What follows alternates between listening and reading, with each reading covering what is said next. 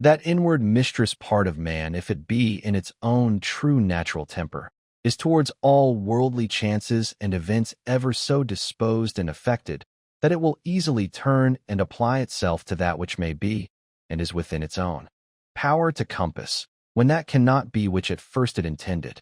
For it never doth absolutely addict and apply itself to any one object, but whatsoever it is that it doth now intend and prosecute, it doth prosecute it with exception and reservation, so that whatsoever it is that falls out contrary to its first intentions, even that afterwards it makes its proper object. Even as the fire when it prevails upon those things that are in his way, by which things indeed a little fire would have been quenched, but a great fire doth soon turn to its own nature, and so consume whatsoever comes in his way. Yea, by those very things it is made greater and greater. Let nothing be done rashly and at random, but all things according to the most exact and perfect rules of art. They seek for themselves private retiring places, as country villages, the sea shore, mountains. Yea, thou thyself art wont to long much after such places. But all this thou must know proceeds from simplicity in the highest degree. At what time soever thou wilt, it is in thy power to retire into thyself, and to be at rest, and free from all businesses. A man cannot any whither retire better than to his own soul, he especially who is beforehand provided of such things within, which whensoever he doth withdraw himself to look in, may presently afford unto him perfect ease and tranquillity. By tranquillity I understand a decent orderly disposition and carriage, free from all confusion and tumultuousness. Afford then thyself this retiring continually, and thereby refresh and renew thyself. Let these precepts be brief and fundamental, which as soon as thou dost call them to mind, may suffice thee to purge thy soul throughly, and to send thee away well pleased with those things whatsoever they be, which now again after this short withdrawing of thy soul into herself thou dost return unto. For what is it that thou art offended at? Can it be at the wickedness of men, when thou dost call to mind this conclusion, that all reasonable creatures are made one for another, and that it is part of justice to bear with them, and that it is against their wills that they offend? And how many already, who once likewise prosecuted their enmities, suspected, hated, and fiercely contended, are now long ago stretched out and reduced unto ashes. It is time for thee to make an end. As for those things which among the common chances of the world happen unto thee as thy particular lot and portion, canst thou be displeased with any of them, when thou dost call that our ordinary dilemma to mind, either a Providence or Democritus's atoms, and with it, whatsoever we brought to prove that the whole world is as it were one city? And as for thy body, what canst thou fear, if thou dost consider that thy mind and understanding, when once it hath recollected itself, and knows its own power, hath in this life and breath, whether it runs smoothly and gently, or whether harshly and rudely, no interest at all, but is altogether indifferent? And whatsoever else thou hast heard and assented unto concerning either pain or pleasure, but the care of thine honor and reputation will perchance distract thee? How can that be if thou dost look back, and consider both how quickly all things that are forgotten, and what an immense chaos of eternity was before, and will follow after all things, and the vanity of praise, and the inconstancy and variableness of human judgments and opinions, and the narrowness of the place, wherein it is limited and circumscribed. For the whole earth is but as one point, and of it, this inhabited part of it, is but a very little part. And of this part, how many in number, and what manner of men are they, that will commend thee? What remains then, but that thou often put in practice this kind of retiring of thyself, to this little part of thyself, and above all things, keep thyself from distraction, and intend not anything vehemently, but be free and consider all things, as a man whose proper object is virtue, as a man whose true nature is to be kind and sociable, as a citizen, as a mortal creature. Among other things, which to consider, and look into thou must use to withdraw thyself, let those two be among the most obvious and at hand. 1. That the things or objects themselves reach not unto the soul, but stand without still and quiet, and that it is from the opinion only which is within, that all the tumult and all the trouble doth proceed. The next, that all these things, which now thou sayest, shall within a very little while be changed, and be no more, and ever call to mind how many changes and alterations in the world thou thyself hast already been an eyewitness of in thy time. This world is mere change, and this life, opinion. If to understand and to be reasonable be common unto all men, then is that REA son, for which we are termed reasonable, common unto all. If reason is general, then is that reason also, which prescribeth what is to be done and what not, common unto all. If that, then law. If law, then are we fellow citizens. If so, then are we partners in some one commonweal. If so, then the world is as it were a city. For which other commonweal is it, that all men can be said to be members of? From this common city it is, that understanding, reason, and law is derived unto us, for from whence else? For as that which in me is earthly I have from some common earth, and that which is moist from some other element is imparted, as my breath and life hath its proper fountain, and that likewise which is dry and fiery in me. For there is nothing which doth not proceed from something. As also there is nothing that can be reduced unto mere nothing, so also is there some common beginning from whence my understanding bath proceeded. As generation is, so also death, a secret of nature's wisdom, a mixture of elements, resolved into the same elements again, a thing surely which no man ought to be ashamed of. In a series of other fatal events and consequences, which a rational creature is subject unto, not improper or incongruous, nor contrary to the natural and proper constitution of man himself. Such and such things, from such and such causes, must of necessity proceed. He that would not have such things to happen is as he that would have the fig tree grow without any sap or moisture.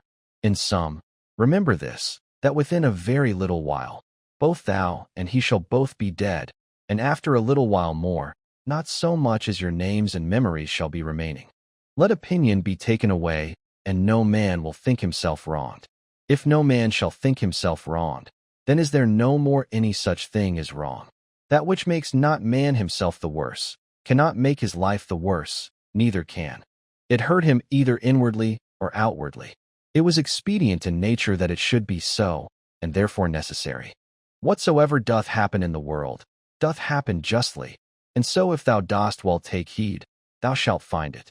I say not only in right order by a series of inevitable consequences, but according to justice, and as it were by way of equal distribution, according to the true worth of everything. Continue then to take notice of it, as thou hast begun, and whatsoever thou dost, do it not without this proviso, that it be a thing of that nature that a good man, as the word good is properly taken, may do it.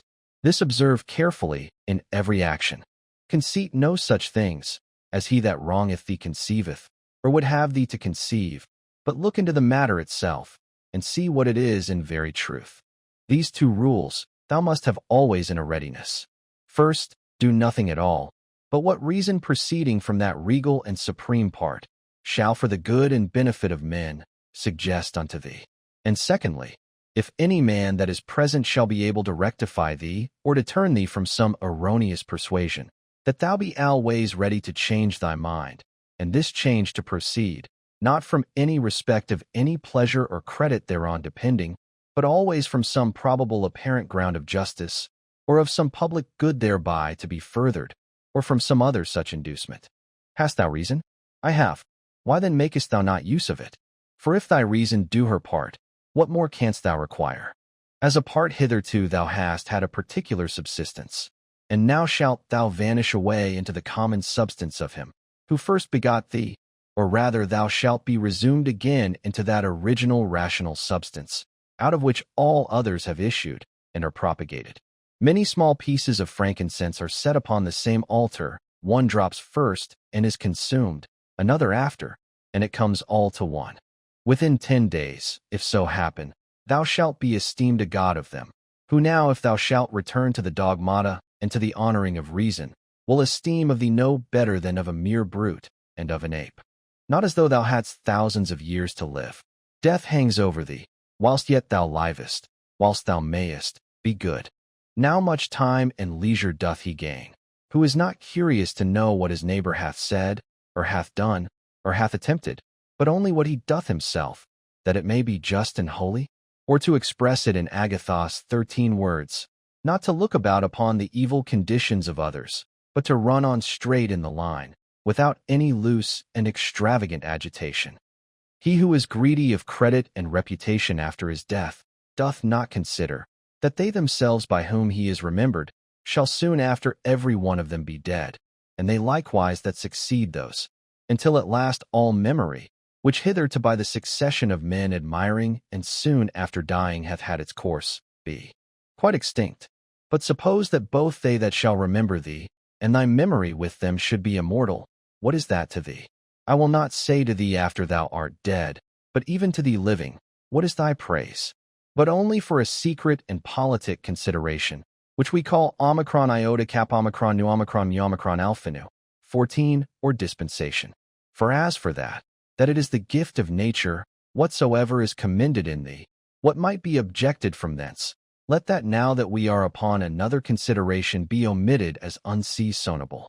That which is fair and goodly, whatsoever it be, and in what respect soever it be, that it is fair and goodly, it is so of itself, and terminates in itself, not admitting praise as a part or member, that therefore which is praised is not thereby made either better or worse. This I understand even of those things that are commonly called fair and good, as those which are commended either for the matter itself, or for curious workmanship. As for that which is truly good, what can it stand in need of more than either justice or truth, or more than either kindness and modesty? Which of all those either becomes good or fair, because commended, or dispraised suffers any damage?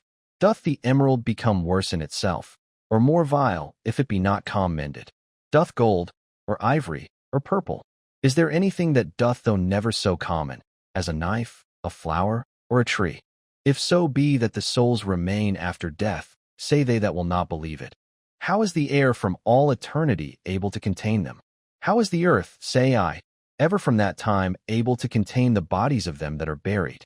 For as here the change and resolution of dead bodies into another kind of subsistence, whatsoever it be, makes place for other dead bodies, so the souls after death transferred into the air, after they have conversed there a while, are either by way of transmutation, or transfusion, or conflagration, received again into that original rational substance, from which all others do proceed, and so give way to those souls, who before coupled and associated unto bodies, now begin to subsist single. This, upon a supposition that the souls after death do for a while subsist single, may be answered.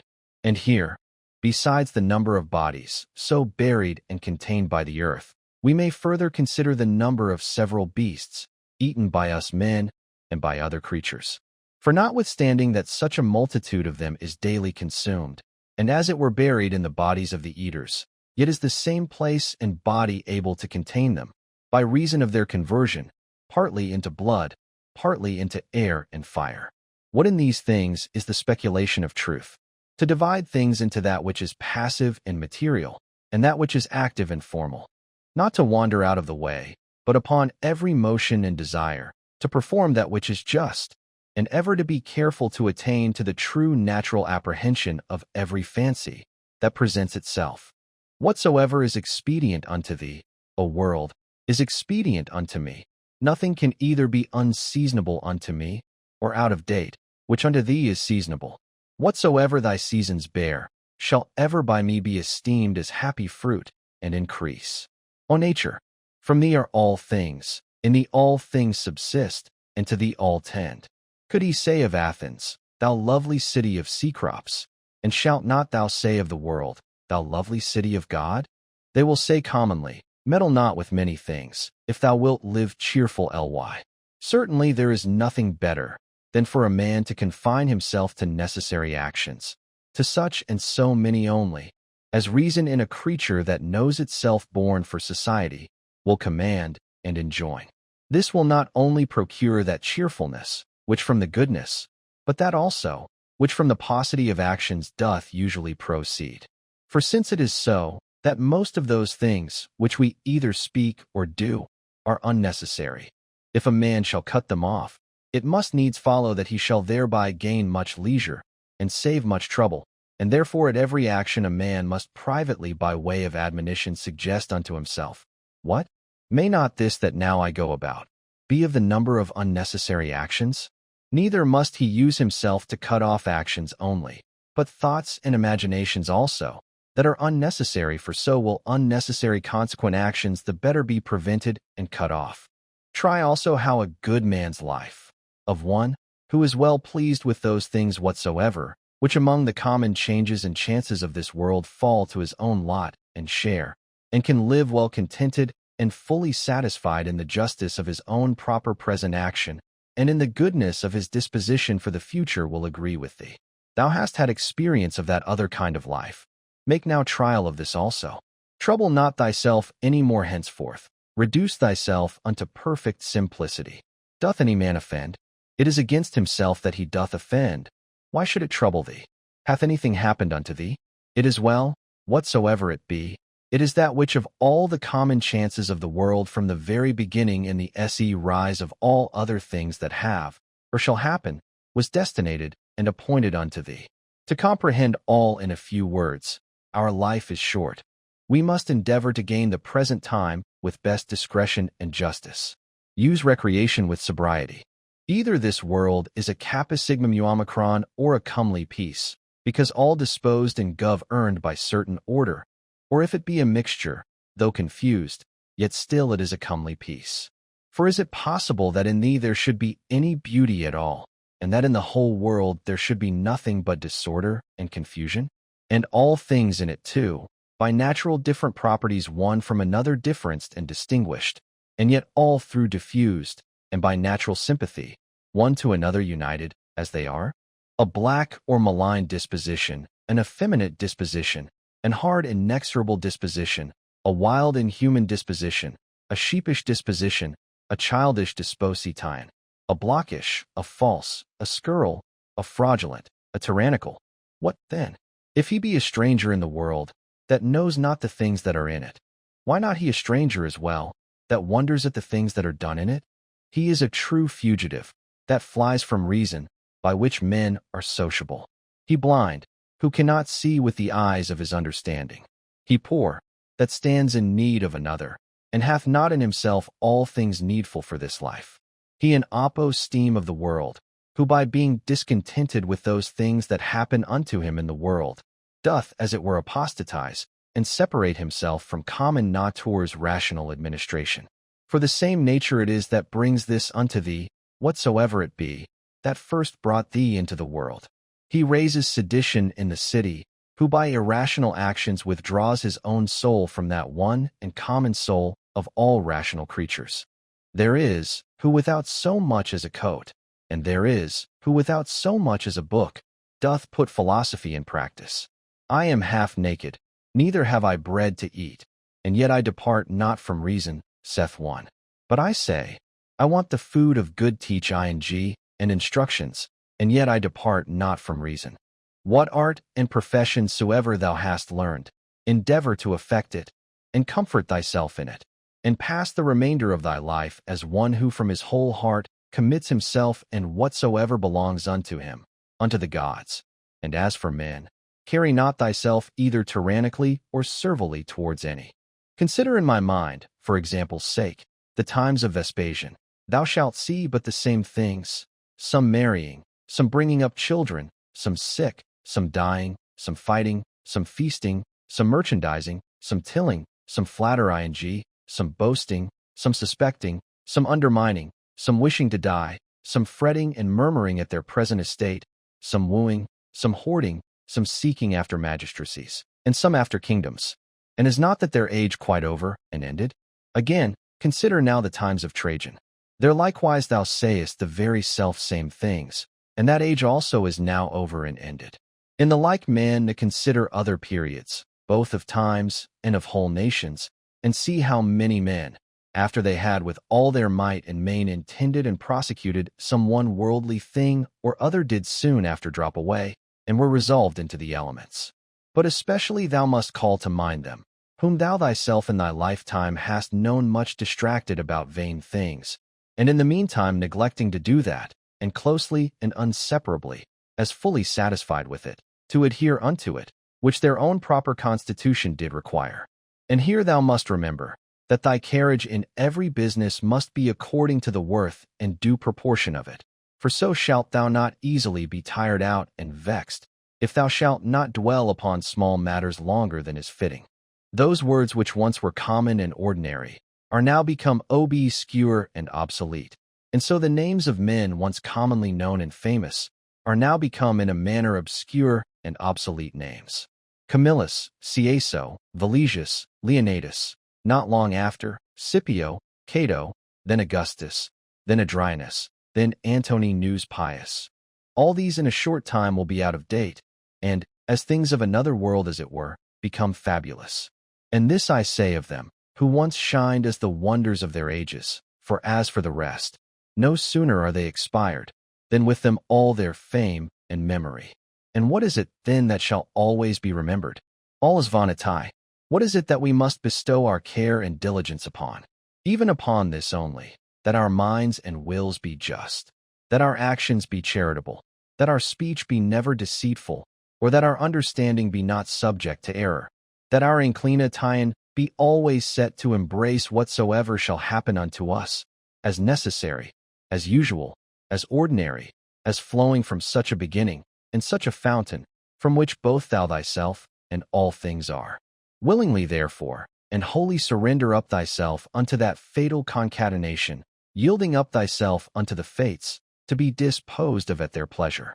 Whatsoever is now present, and from day to day hath its existence, all objects of memories, and the minds and memories themselves, incessantly consider, all things that are, have their being by change and alteration. Use thyself therefore often to meditate upon this, that the nature of the universe delights in nothing more than in altering those things that are, and in making others like unto them, so that we may say, that whatsoever is but as it were the seed of that which shall be. For if thou think that that only is seed, which either the earth or the womb receiveth, thou art very simple. Thou art now ready to die, and yet hast thou not attained to that perfect simplicity.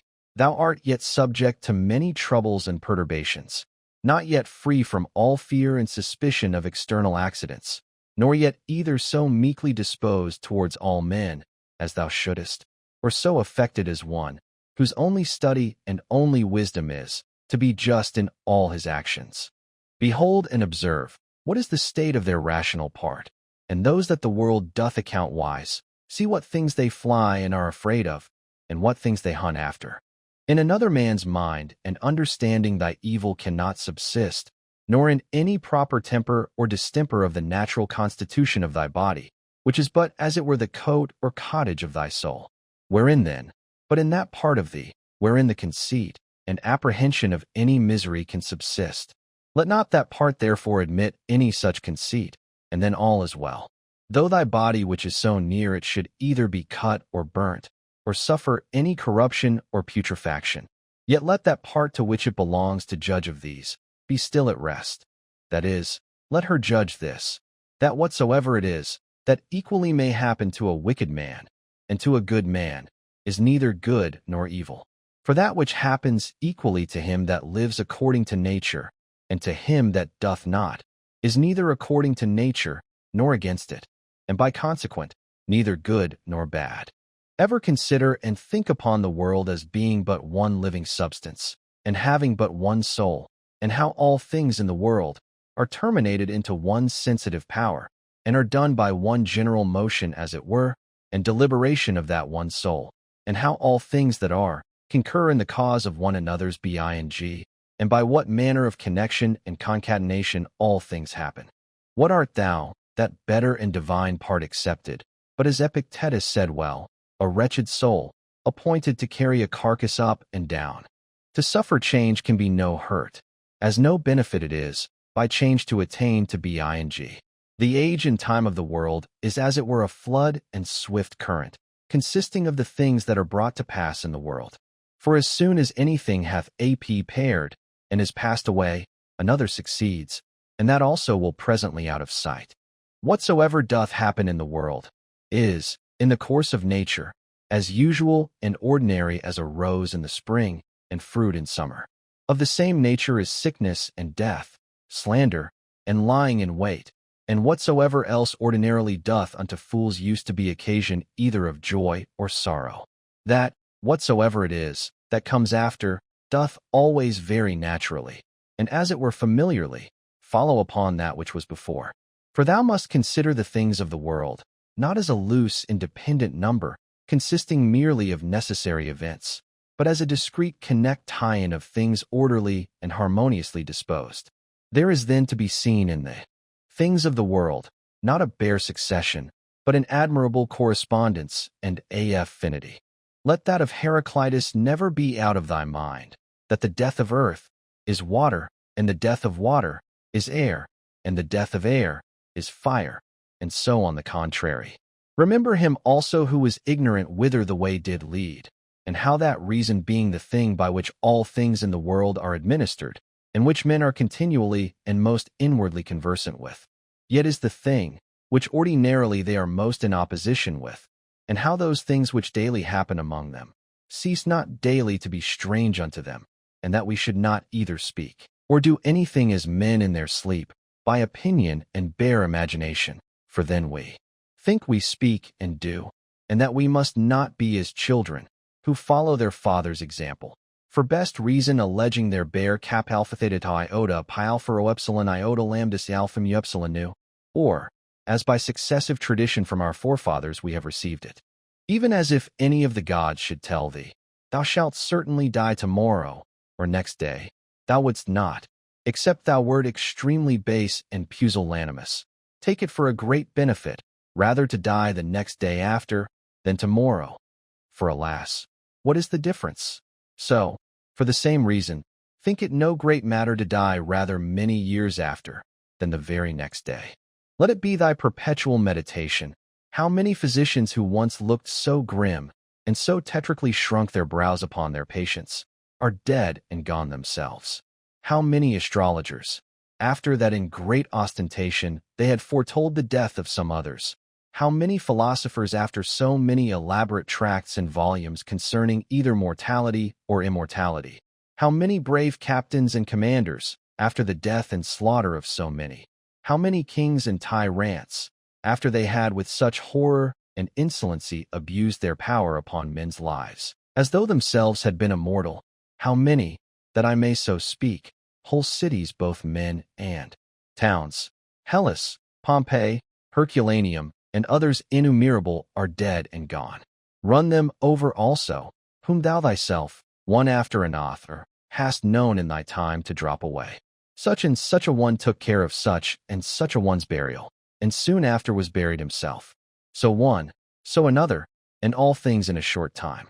For herein lieth all 15 indeed, ever to look upon all worldly things as things for their continuance, that are but for a day, and for their worth, most vile and contemptible, as for example, what is man? That which, but the other day when he was conceived was vile snivel, and within few days shall be either an embalmed carcass, or mere ashes. Thus must thou, according to truth and nature, thoroughly consider how man's life is but for a very moment of time, and so depart meek and contented, even as if a ripe olive falling should praise the ground that bare her, and give thanks to the tree that begot her. Thou must be like a promontory of the sea, against which though the waves beat continually, yet it both itself stands, and about it are those swelling waves stilled and quieted. Oh, wretched I, to whom this mischance has happened! Nay, happy I, to whom this thing being happened, I can continue without grief, neither wounded by that which is present, nor in fear of that which is to come. For as for this, it might have happened unto any man, but any man having such a thing befallen him, could not have continued without grief. Why then should that rather be an unhappiness, than this a happiness? But however, canst thou, O man, term that unhappiness, which is no mischance to the nature of man, canst thou think that a mischance to the nature of man, which is not contrary to the end and will of his nature? What then hast thou learned is the will of man's nature? Doth that then which hath happened unto thee hinder thee from being just, or magnanimous, or temperate, or wise, or circumspect, or true, or modest, or free, or from anything else of all those things in the present enjoying and possession whereof the nature of man, as then enjoying all that is proper unto her, is fully satisfied? Now to conclude, upon all occasion of sorrow remember henceforth to make use of this dogma, that whatsoever it is that hath happened unto thee, is in very deed no such thing of itself as a misfortune, but that to bear it generously is certainly great happiness. It is but an ordinary coarse one, yet it is a good effectual remedy against the fear of death, for a man to consider in his mind the examples of such, who greedily and covetously, as it were, did for a long time enjoy their lives. What have they got more than they whose deaths have been untimely? Are not they themselves dead at the last? As Cadicians, Fabius, Gellianus Lepidus, or any other who in their lifetime having buried many, were at the last buried themselves. The whole space of any man's life is but little, and as little as it is, with what troubles, with what manner of dispositions, and in the society of how wretched a body must it be passed. Let it be therefore unto thee altogether as a matter of indifferency. For if thou shalt look backward, behold, what an infinite chaos of time doth present itself unto thee, and as infinite a chaos, if thou shalt look forward. In that which is so infinite, what difference can there be between that which liveth but 3 days, and that which liveth 3 ages?